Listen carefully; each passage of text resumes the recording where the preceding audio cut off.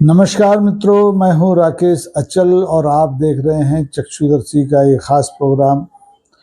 इस कार्यक्रम को देखने से पहले निवेदन आपसे वही पुराना कि अगर आप पहली बार इस चैनल पर आए हैं तो कृपया इसे सब्सक्राइब कर लीजिए। वीडियो पसंद आए बाद में तो उसे शेयर कीजिए, उसे लाइक कीजिए, उस पर खूब प्रतिक्रिया दीजिए, खुलकर प्रतिक्रिया दीजिए। अभी प्रतिक्रियाएं देने में हमारे जो साथी हैं, जो हमारे मित्र हैं, जो दर्शक हैं, वो अभी कुछ कंजूसी बरत रहे हैं। तो मैं कहना चाहता हूँ कि खूब प्रतिक्रिया दीजिए। इस पर अभी कोई जीएसटी नहीं लगा है। बहरहाल, आज मैं बात करने जा रहा हूँ आपसे हिंदुस्तान के बाबाओं के बारे में। बाबाओं को आप योगी भी कहते हैं, संत भी कहते हैं, बाबा भी कहते हैं। और हमारे जो तुलसी बाबा थे, उन्होंने संतों की परिभाषा जो हमें बचपन में सिखाई थी वो ये थी कि संत हृदय नवनीत समाना। संत का हृदय नवनीत के समान होता है। हम यही समझते रहे और इसीलिए हमारे यहाँ अधिकांश जो संत का जो चोंगा पहनते हैं, जो केसरिया, जो भगवा बाना पहनते हैं, लोग दौड़ के उनके गुण दोष का विचार किए हुए उनके चरणों में पड़ जाते हैं, दंडवत कर लेते हैं। लेकिन कलिकाल में जो संतों की है परिभाषा बदल गई है। तुलसीदास जी को इसके बारे में अनुमान शायद 500 साल पहले नहीं रहा होगा कि 500 साल बाद हिंदुस्तान में कैसे संत आएंगे। उनका हृदय नवनीत के समान होगा या पत्थर के समान होगा, इसकी कल्पना उन्हें नहीं होगी। अगर वो आज अपने रामचरितमानस में संतों की व्याख्या करते तो लिखते संत हृदय पाषाण समाना। क्योंकि इस समय जो संत हैं, जो योगी हैं, जो बाबा हैं, उनका हृदय पत्थर जैसा निर्मम है, कठोर है। नवनीत जैसी कोमलता तो है नहीं। और इसका सबसे बड़ा उदाहरण है हमारे उत्तर प्रदेश के बाबा योगी मुख्यमंत्री आदित्यनाथ जी। बाबा आदित्यनाथ का जो असली नाम है वो तो आपको मालूम ही होगा, मैं उसे क्या बताऊं। लेकिन जो योगी आदित्यनाथ उनका चर्चित और संवैधानिक नाम है, जिस नाम से उन्होंने संविधान की शपथ ली थी, पद और गोपनीयता की, वो योगी आदित्यनाथ है। लेकिन योगी आदित्यनाथ का जो हृदय है नवनीत के समान नहीं है। उनका हृदय पाषाण के समान है। क्योंकि जिस ढंग से वो अपने उत्तर प्रदेश में कानून और व्यवस्था बनाए रखने के लिए, अपराधियों के खिलाफ कार्रवाई करने के लिए अदालतों से परे बुलडोजर संहिता का इस्तेमाल कर रहे हैं, इसलिए उनका नाम पड़ गया है बुलडोजर बाबा। अब हमारे यहाँ बाबाओं के नाम उनके काम को देख के, उनके व्यक्तित्व को देख करके पड़ते हैं। हमारे यहाँ आपने देखा होगा उत्तर प्रदेश से लगे मध्य प्रदेश में एक कंप्यूटर बाबा हैं, एक मिर्ची बाबा हैं, कहीं कच्छा बाबा हैं, कहीं पायल बाबा हैं, कहीं जलेबी बाबा हैं, कहीं भस्म बाबा हैं। एक पायलट बाबा भी हुआ करते थे, आपको याद हो, कांग्रेस के ज़माने में। और अब तो तरह तरह के भूत बाबा, पानी बाबा, भस्म बाबा, फेसबुक बाबा, टेक्निकल बाबा, यानी कितने बाबा हैं। तो इन बाबाओं में सबसे ऊपर इस समय जो है और चर्चा में जो सबसे ज़्यादा हैं वो हैं बुलडोजर बाबा, यानी उत्तर प्रदेश के मुख्यमंत्री माननीय योगी आदित्यनाथ। उनके अंदर जो दिल है वो बहुत कठोर है, पाषाण है। वो कानून और व्यवस्था की स्थिति बनाए रखने के लिए कठिन से कठिन, कठोर से कठोर कदम उठाने के पक्ष में रहते हैं। लेकिन उनके एक कदम एक तरफ उठते हैं, वो उत्तर प्रदेश के अल्पसंख्यक अपराधियों के ऊपर उठते हैं। और जो बहुसंख्यक या दीगर समाज के, अगड़े पिछड़े समाज के अपराधी हैं, उनके बारे में, उनके खिलाफ नहीं उठते हैं। उनका बुलडोजर केवल और केवल अल्पसंख्यकों को पहचानता है, उनके पूजा घरों को पहचानता है, उनकी मस्जिदों को पहचानता है, उनकी मज़ारों को पहचानता है, उनके बारात घरों को पहचानता है, उनकी दुकानों को पहचानता है, उनके मॉल को पहचानता है। लेकिन काम तब करता है जबकि बाबा आदेश देते हैं। अभी आप देखें बरेली में इस समय बाबा का बुलडोजर जो है, बुलडोजर बाबा का बुलडोजर बड़ी तेजी से काम कर रहा है। वहाँ पर पिछले दिनों को आपको याद होगा 26 सितंबर को आईएमसी के एक नेता हैं मौलाना तौकीर साहब, उनके आह्वान पर एक आंदोलन था, भीड़ जुटी, भीड़ का पुलिस से टकराव हुआ, पथराव हुआ, आगजनी हुई, हिंसा हुई। उसके बाद बाबा बुलडोजर का तीसरा नेत्र खुला और उन्होंने जो तौकीर मियाँ हैं उनका और उनके जितने भी अरीबी करीबी दोस्त हैं, रिश्तेदार हैं, उन सब के पीछे बुलडोजर अपना छोड़ दिया और पिछले मतलब 25 सितंबर से आज आप 5 अक्टूबर में आ गए हैं, तो 10-11 दिन में करीबन 200 करोड़ से ज़्यादा की संपत्ति को जमीन में मिला दिया गया है। किसी की दुकान गई, किसी का घर गया, किसी का बारात घर गया, किसी का होटल गया, किसी की टपरी गई, किसी की मजार गई। संभल में, पड़ोस में संभल है उत्तर प्रदेश में, वहाँ मजार चली गई।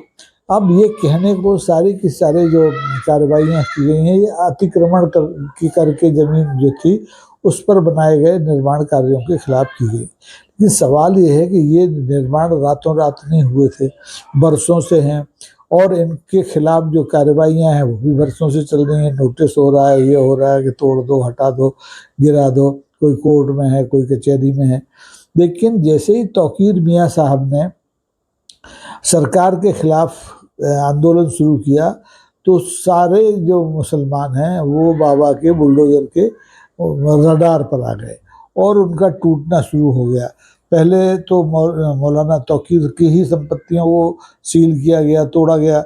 उसके बाद उनके दोस्त हैं डॉक्टर, चाहे नफीस हों, चाहे नदीम हों, कोई भी नाम हो सकता है, उन सब के निर्माण कार्यों को तोड़ दिया गया। अभी जो डॉक्टर नफीस हैं उनका एक बारात घर है, उसे तोड़ने में 4 बुलडोजर लगे, और ये बुलडोजर लगातार मेहनत करते रहे। और सरकार का यानी बीडीए जो बरेली विकास अधिकरण है, प्राधिकरण है, उसका कहना है ये तो पुरानी कार्रवाई है, हमने पहले ही नोटिस दे दिया था, 5 महीने पहले गिराने का नोटिस दिया था। लेकिन मज़ा तब आया कि ये गिराया तब गया जब तौकीर मियाँ सरकार के खिलाफ खड़े हो गए। और इस तरह से तोड़ा भी कैसे गया, बड़ी आसानी से नहीं तोड़ा गया, उस पूरे इलाके को पुलिस छावनी में तब्दील कर दिया गया, जिससे कोई परिंदा भी पर न मार पाए, कोई उस कार्रवाई के खिलाफ खड़ा ना हो पाए। तो जब पाषाण हृदय बाबा किसी प्रदेश का मुख्यमंत्री होता है तो इस तरह की सख्त कार्रवाइयाँ स्वाभाविक हैं। अभी तक के जो आंकड़े बताते हैं कि उसमें 170 करोड़ की संपत्ति तो सील की जा चुकी है। उसमें रजा चौक में कोई चार्जिंग स्टेशन थे, कहीं पर आपका होटल था, कहीं दुकानें थीं, कहीं घर था। 150 ऐसी संपत्तियों की सूची उत्तर प्रदेश की सरकार के निर्देश पर बरेली विकास प्राधिकरण, बरेली नगर निगम और बरेली जिला प्रशासन ने बनाई। इतना चुस्त प्रशासन बरेली का कभी नहीं हुआ था जो 25 सितंबर के बाद हुआ है। उसकी आत्मा जाग गई है, और जैसा बाबा बुलडोजर चाह रहे हैं वैसा वो कार्रवाई लगातार कर रहा है। आप देखे होंगे एक बरेली में बड़ा अच्छा होटल था, स्काई लार्क, 5 करोड़ 40 करोड़ की लागत का होटल था, मिट्टी में मिल गया। फहीम लॉन था, 50 करोड़ का, मिट्टी में मिल गया। फ्लोरा गार्डन था, 10 करोड़ 12 करोड़ का, मिट्टी में मिल गया, नौमहल महिला के पास। फरत का मकान था, 5 करोड़ का, मिट्टी में मिल गया। हम सफ़र बारात घर था, मिट्टी में मिल गया। और ये तब मिल गया जबकि देश के सर्वोच्च न्यायालय के न्यायाधीश देश में ही नहीं विदेश में, अभी मॉरिशस में है मुख्य न्यायाधीश हमारे जस्टिस BR गवई, वो कह रहे हैं हमारे यहाँ कानून का राज है, बुलडोजर का राज नहीं है। बुलडोजर संहिता नहीं चलती है, लेकिन उन्हें पता नहीं है कि सुप्रीम कोर्ट के कहने के बाद भी इस देश में जहाँ जहाँ डबल इंजन की सरकारें हैं वहाँ बुलडोजर ही चलता है, बुलडोजर संहिता ही चलती है। BNS भारतीय न्याय संहिता भी नहीं चलती है वहाँ। तो इधर आपके खिलाफ मुकदमा कायम हुआ, उधर सरकार का बुलडोजर निकला और उसने, आप आरोपी अगर हैं, अगर आपके रिश्तेदार आरोपी हैं, तो उनके ऊपर बुलडोजर चढ़ा दिया गया, नेस्तनाबूद कर दिया गया। तो ये एक तरह से उत्तर प्रदेश में कानून के राज को धता बताने वाली कोशिश है। सुप्रीम कोर्ट कहता है नहीं बुलडोजर नहीं चलाओगे, सुप्रीम कोर्ट कहता है बुलडोजर चलाने से पहले आपको तमाम सारी जो प्रक्रियाएं वो पूरी करनी होती हैं, लेकिन यहाँ रातों रात सारी प्रक्रियाएं पूरी होती हैं। अगर 20 साल पुराना अतिक्रमण है तो आपको आज पता चलता है, उसको तोड़ने की कार्रवाई आप आज करते हैं, तब करते हैं जब कोई तौकीर, जब कोई नदीम, जब कोई नफीस, जब कोई फरहान किसी मामले में सरकार की नज़र में चढ़ जाता है। सरकार को लगता है कि ये विरोध कर रहा है तो उसको सबक सिखा दिया जाए। और मोदी जी कहते भी हैं, क्षमा कीजिए, योगी जी कहते भी हैं कि वो भूल जाएं ये लोग, अल्पसंख्यक लोग, कि उत्तर प्रदेश में योगी का राज है, किसी दूसरे का राज नहीं है। यहाँ जो हमसे टकराएगा सीधा जहन्नुम भेज दिया जाएगा, सीधी धमकी उन्होंने दी है। और इस तरह की धमकियां जब दी जाती हैं तो फिर संदेह होने लगता है कि इस देश में बाबाओं का राज है, या भारतीय न्याय संहिता का राज है, या बुलडोजर संहिता का राज है। ये तय कर पाना बड़ा मुश्किल हो जाता है। और ये मुश्किलें सिर्फ एक राज्य में नहीं हैं, भारतीय जनता पार्टी शासित तमाम राज्यों में है, केंद्र शासित तमाम क्षेत्रों में। आप देखिए मणिपुर में क्या हुआ। मणिपुर में 2.25 साल से हिंसा हो रही है, लेकिन वहाँ सरकार बुलडोजर का इस्तेमाल नहीं कर पा रही है, क्योंकि वहाँ गोली चल रही है। वहाँ तो सीधे पुलिस की गोली चल रही है। राष्ट्रपति का शासन पहले 6 महीने के लिए लगा, सरकार बर्खास्त, अपनी सरकार बर्खास्त करके 6 महीने का राष्ट्रपति शासन लगाया, फिर उसको 6 महीने के लिए बढ़ा दिया है। अब आगे भगवान जाने। लद्दाख का ताज़ा मामला है।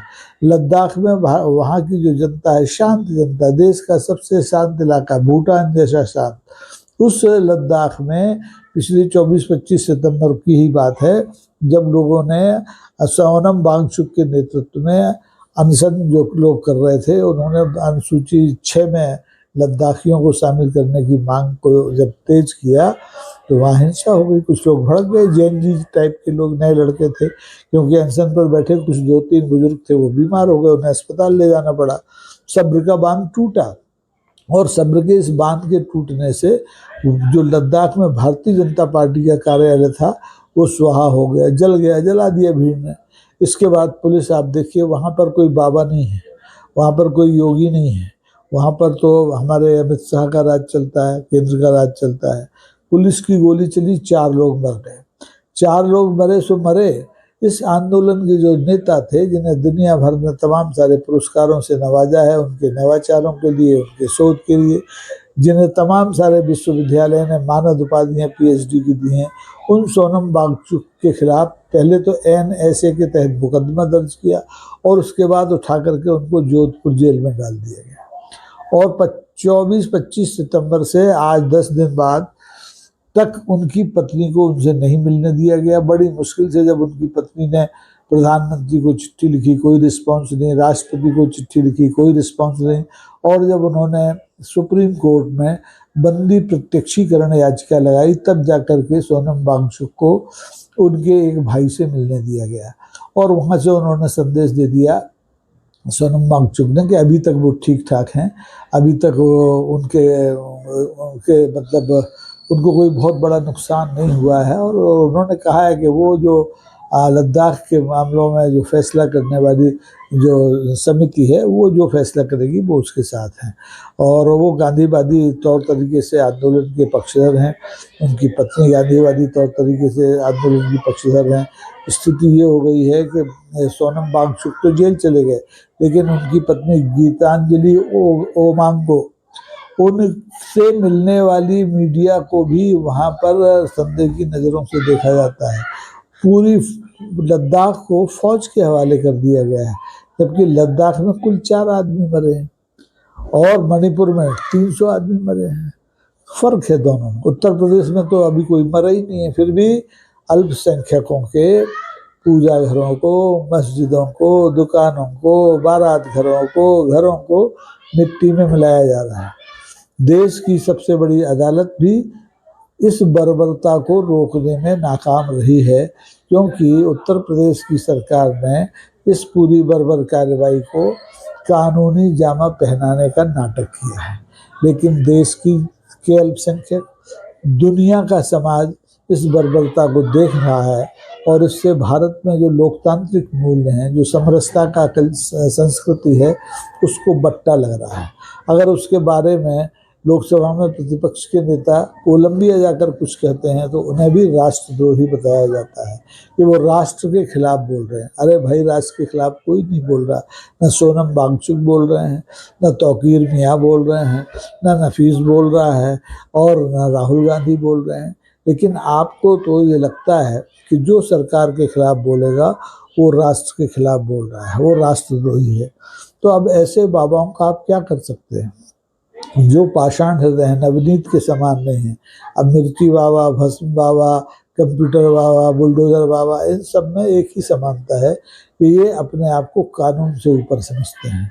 और अब तो इनकी सरकारें हैं, कहीं बागेश्वर सरकार, कहीं रामसिया सरकार, और कहीं पंडोखर सरकार, और कहीं जाने कौन कौन सी सरकार है। सरकार के समानांतर सरकार हैं, और फिर इनके अपने नाम, इनके अपने काम। कोई जेल में पड़ा है, कोई बलात्कार के आरोप में है, कोई ठगी के आरोप में। आसाराम को याद कर लीजिए, अभी एक चैतन्यानंद पकड़े गए हैं, वो भी इस तरह के धंधों में थे। तो इन बाबाओं के अब जो को लेकर के जो गोस्वामी तुलसीदास ने परिभाषाएं गढ़ी थी कि संत हृदय नवनीत समाना, वो पूरी तरह से बदल गई हैं।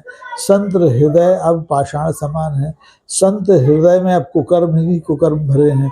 अब सब पर ये बात लागू नहीं होती है, कुछ अपवाद भी हैं, बड़े भले संत भी हैं जो समाज को दिशा भी दिखा रहे हैं। लेकिन ऐसे संतों को जो सरकार को उंगली दिखाते हैं, उनको राष्ट्रद्रोही समझा जाता है। ऐसे संतों में एक वो हैं अपने शंकराचार्य। अभी मुक्तेश्वर नंबर 1 दुश्मन है भारत की सरकार के, उत्तर प्रदेश की सरकार के, मध्य प्रदेश की सरकार के, महाराष्ट्र की सरकार के, क्योंकि वो हमेशा सरकार को आंख दिखाते हैं, सरकार को उंगली दिखाते हैं। और वो भी नवनीत हृदय नहीं है उनका, वो भी गुस्से में जल्दी आ जाते हैं, बहुत जल्दी प्रतिक्रिया देते हैं। वो गौहत्या को लेकर के प्रधानमंत्री तक को नहीं बख्श रहे हैं। तो ऐसे में अब ये जिस कलयुग का जो 5221वां या 25वां साल है, वो बाबाओं का साल है। कोई कंप्यूटर बाबा, कोई बुलडोजर बाबा, कोई मिर्ची बाबा, कोई जलेबी बाबा, कोई भस्म बाबा, कोई पायल बाबा, कोई पायलट बाबा, असंख्य बाबा हैं।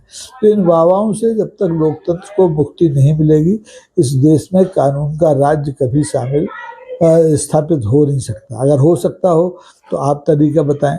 इन बाबाओं से देश की मुक्ति जरूरी है, या इन बाबाओं के हवाले ही इस देश का लोकतंत्र कर दिया जाना चाहिए? यही बाबा इस देश को ठीक कर सकते हैं। आपकी प्रतिक्रियाओं का इंतजार रहेगा। अगर आपको ये एपिसोड पसंद आया हो तो कृपा करके लाइक कीजिए, शेयर कीजिए और सब्सक्राइब करें तो सोने में सुहागा है। आज के लिए बस इतना ही। नमस्कार, जय हिंद।